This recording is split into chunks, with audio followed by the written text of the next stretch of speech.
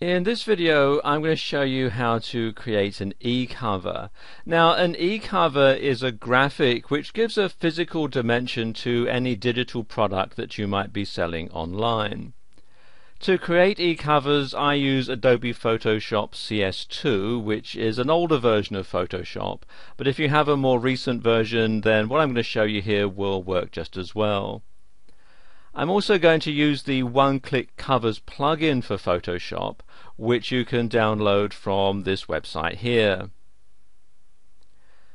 And once you've installed the one-click covers, they'll appear here in the Actions tab in Photoshop.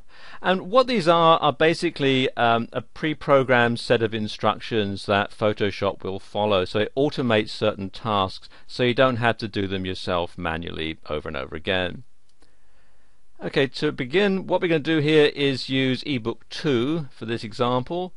So the first thing to do is select the start line here and then press on the play button, which you'll find down at the bottom here. So press on play and you see this opens up the basic e-cover shape. All we have to do now is add in our graphics and so on. So what I'm going to do is just pause the video while I do that.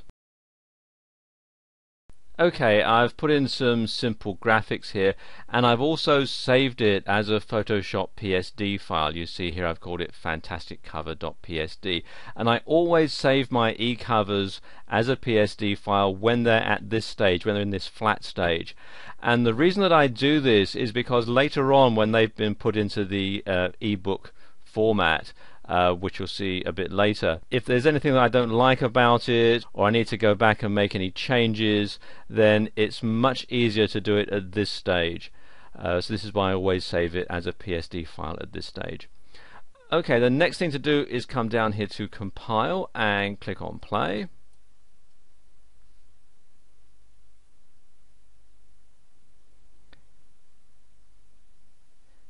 And you see Photoshop does all the work in the background to turn it into an e-cover like this. And then finally what I need to do is come here to finish and again click on play, and that trims it down to the correct size.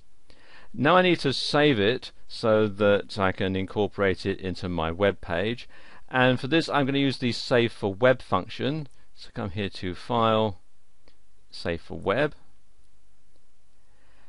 and this enables you to save it in all sorts of different formats. You can save it as a JPEG or a PNG file and some others as well, and there are also some presets that you'll find here.